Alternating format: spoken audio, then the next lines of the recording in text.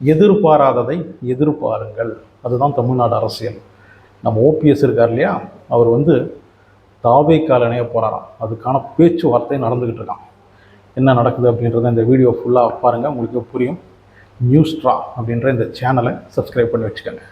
OPS வந்து எப்படியாவது கொஞ்சம் சீட்டெலாம் அதிகமாக வாங்கி நம்ம இபிஎஸ் கூடயே இருந்துடலாம், அப்படியே பிஜேபி கூட நம்ம மோடி கூடவே இருக்கிறது அவருக்கும் வசதியாக இருக்கும். ஏன்னா அவர் மோடியோடைய செல்லப்பிள்ளை. அதிமுகவை நாசம் பண்ணது அதில் முக்கியமான ஆளே நம்ம ஓபிஎஸ் தான். ஸோ அப்பேற்பட்ட ஓபிஎஸ் வந்து பாஜகவை விட்டு வரமாட்டார். எப்படியாவது பாஜக கூட்டணியில் இருப்பாரே தவிர பாஜகவை விட்டு வரமாட்டார் அப்படின்னு தான் நினச்சிக்கிட்டு இருந்தோம். ஆனால் இல்லை, அவர் நேராக தாவேக்காவுக்கு போக போகிறாரு. தாவேக்காவுடன் சேருவதற்கான அந்த பேச்சுவார்த்தை, கூட்டணி வச்சுக்கிறதுக்கான அந்த பேச்சுவார்த்தை நடந்துக்கிட்டு இருக்கான். 3 சீட்டுக்கு மேலே உங்களுக்கு தர முடியாது அப்படின்னு இபிஎஸ் திட்டவட்டமாக சொல்லிட்டார். அதை வந்து மோடிக்கிட்டேயும் போய் சொன்னதுனால 3 சீட்டுக்கு மேலே கிடைக்காது அப்படின்றதுனால சரி அடுத்தது திமுகவுக்கு போகலாம் அப்படின்னு பார்த்தா திமுகவுலையும் அதுக்கு மேலே சீட்டு கிடைக்காது, 3 கிடைக்காதாங்க. அது மட்டும் கிடையாது, நிறைய டிமாண்ட்ஸ்லாம் இருக்கும்.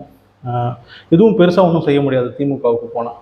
ஸோ அடுத்தது ஒரே ஆப்ஷன், அடுத்த 2 பெரிய கட்சி, ஒன்று தாவேக்கா இல்லைன்னா திமுக, இவங்க தான் ஜெயிக்கிறதுக்கான வாய்ப்பு இருக்கிற ஒரே கட்சி. ஸோ அந்த கட்சியில் போனால் சீட்டும் அதிகமாக கிடைக்கும். நமக்கும் ஒருவேளை ஒரு 20 சீட்லாம் ஜெயிச்சிட்டோம் அப்படின்னா துணை சிஎம்மாக கூட இருக்கலாம், துணை சிஎம்மாக கூட கேட்கலாம். ஏன்னா ஏற்கனவே சீஃப் மினிஸ்டராக இருந்த எக்ஸ்பீரியன்ஸ் இருக்குது. அதனால் வந்து துணை சிஎம்மாக ஒருவேளை விஜய் கொடுத்தாலும் கொடுப்பாரு அப்படின்ற அந்த ஒரு ஆசையில் இப்போது தாவேக்காவுக்கு போகிறான். அவருடைய நிர்வாகிகள் கிட்டலாம் கேட்டபோது 90% தாவேக்காவுக்கு போங்க, வேறு எங்கேயும் போகாதீங்க அப்படின்னு சொல்லியிருக்கிறாங்க. அதாவது நம்ம ஓபிஎஸ் வந்து அவர் கூட இருக்கிற அந்த நிர்வாகிகள் கிட்டலாம் வந்து ஒரு கருத்து கணிப்பு நடத்தினாராம். அதில் மேக்சிமம் வந்து தாவேக்கா கூட போகலாம் அப்படின்னு தான் சொல்லியிருக்கிறாங்களாம். அதனால தான் வந்து அவர் தாவேக்காவுக்கு போகிறதுக்கான அந்த முயற்சி எடுத்துக்கிட்டு இருக்காரு, அந்த ஒரு எண்ணத்தில் இருக்கார் அப்படின்னு சொல்லப்படுது. ஆனால் ஒருவேளை இவர் வந்து தாவேக்காவுக்கு போகலைன்னா கூட அந்த நிர்வாகிகள் எல்லாருமே வந்து இந்த பக்கம் போயிடுவாங்க. அப்புறம் இவர் தனியாளாகிடுவார். அது அவருக்கு தெரிஞ்சிருக்கு, அவருக்கே நல்லா தெரிஞ்சிருக்குது. நாம் இன்னும் கொஞ்சம் வெயிட் பண்ணோம் அப்படின்னா வந்து நம்ம கட்சியில் இருக்கிற நிர்வாகிகளே நேராக தாவேக்காவுக்கு போயிடுவாங்க. அப்புறம் நாம் தனியாளாக ஆகிடுவோம். அப்புறம் நம்மளுக்கு எந்த மவுசு இருக்கும், அது எப்பயாவது கேட்டால் கொஞ்சம் சீட்டாவது கிடைக்கும், அதுக்கப்புறம் ஒன்றும் கிடைக்காது. அதனால் போயிடலாம் அப்படின்ட்டு அந்த ஒரு முடிவோடு தான் உடனே போயிருக்கிறார்.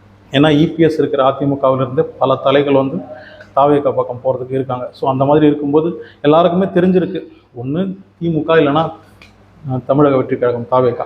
மற்றபடி எந்த கட்சியும் வந்து 2026 போட்டியே கிடையாது, யாருக்கும் ஒன்றும் கிடைக்க போகிறது கிடையாது. ஒன்று திமுகவுக்கு போகணும் இல்லைனா தாவேக்காவுக்கு போகணும். ஏன்னா திமுக ஏற்கனவே 5 வருஷம் ஆட்சியில் இருக்குது.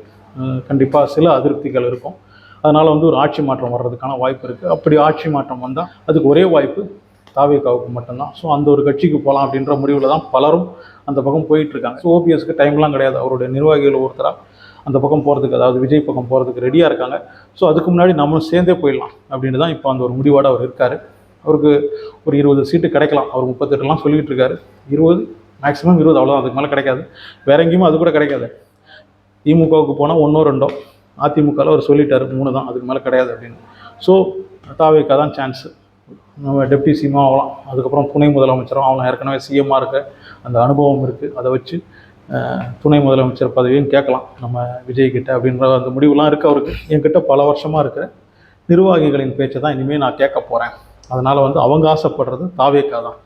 திமுகவுக்கு போகணுன்னு கொஞ்சம் பேர் தான் ஆசைப்படுறாங்க, மற்றபடி எல்லாருமே தாவேக்காவுக்கு போங்க அப்படின்னு சொன்னதுனால நான் வந்து தாவேக்காவுடன் பேச்சுவார்த்தை நடத்தி தாவேக்காவில் இணைய போகிறேன் அப்படின்னு இபிஎஸ் சொல்லியிருக்கிறாரு. இப்படி இவங்க 2 பேரும் கூட்டணி அமைஞ்சதுக்கப்புறம் நம்ம திமுக வந்து அவங்களுடைய அந்த அரசியல் விளையாட்டை கொஞ்சம் ஓரளவுக்கு மாற்ற வேண்டியிருக்கும். ஏற்கனவே தாவேக்காவை வந்து பிஜேபியோடைய பி டீம் அப்படின்னு சொல்கிறாங்க. இப்போ நம்ம மோடியின் செல்லப்பிள்ளையான ஓபிஎஸும் வந்து தாவேக்காவில் இணையும் போது அது நிரூபிக்கிற மாதிரி ஆயிடுச்சு.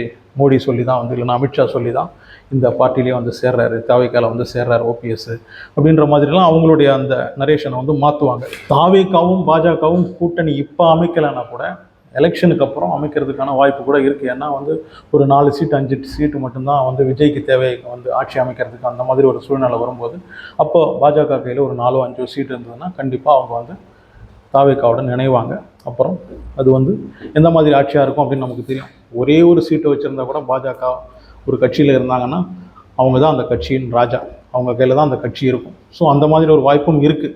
ஸோ 2026 விஜய் வந்து பிஜேபியுடன் கூட்டணி அமைக்காமல் அவர் வந்து ஆட்சி அமைக்க முடிஞ்சதுன்னா ஓரளவுக்கு ஒரு நல்ல ஆட்சி அவரால் கொடுக்க முடியும். விஜய்க்கு வந்து பாஜகவுடைய சீட்டெல்லாம் தேவைப்படுது ஆட்சி அமைக்கிறதுக்கு அப்படின்னும் போது பாஜக வந்து தாவேக்காக்குள்ளே வந்தாங்கன்னா அதுக்கப்புறம் நாம் எதிர்பார்க்குற ஆட்சியெல்லாம் இருக்காது. இப்போ நடந்துக்கிட்டு இருக்கு பாருங்கள், கிறிஸ்மஸுக்கெல்லாம் வந்து அடி கிறிஸ்மஸே இங்கே கொண்டாடக்கூடாது அப்படின்ற ஒரு நிலமையெல்லாம் வந்தது பாருங்கள். தமிழ்நாட்டிலலாம் அந்த மாதிரி ஆகிடும். அதனால் ஜெயிக்க வைக்கிறீங்கன்னா விஜயை ஃபுல்லாக ஜெயிக்க வைங்க, அப்படி இல்லையா தோக்கடிச்சிருங்க. மற்றபடி பிஜேபி கூட்டணி இருக்கிற எந்த ஒரு கட்சியையும் தமிழ்நாட்டில் ஜெயிக்க வைக்காதீங்க. அப்படி ஜெயிச்சதுன்னா இந்தியா இந்தியாவாக இருக்காது, தமிழ்நாடு தமிழ்நாடாக இருக்காது. திமுகவாக இருந்தாலும் சரி, இல்லைனா தாவேக்காக இருந்தாலும் சரி, ஃபுல் மெஜாரிட்டியில் ஜெயிக்க வைங்க. மற்றபடி பாஜக இருக்கிற ஒரு கட்சியை தயவு செஞ்சு சப்போர்ட் பண்ணிடாதீங்க. அதுக்கப்புறம் தமிழ்நாடு தமிழ்நாடாக இருக்காது. அதுக்கப்புறம் தமிழ்நாட்டை மோடி நாடாக மாற்றிடுவாங்க. ஜாக்கிரதை.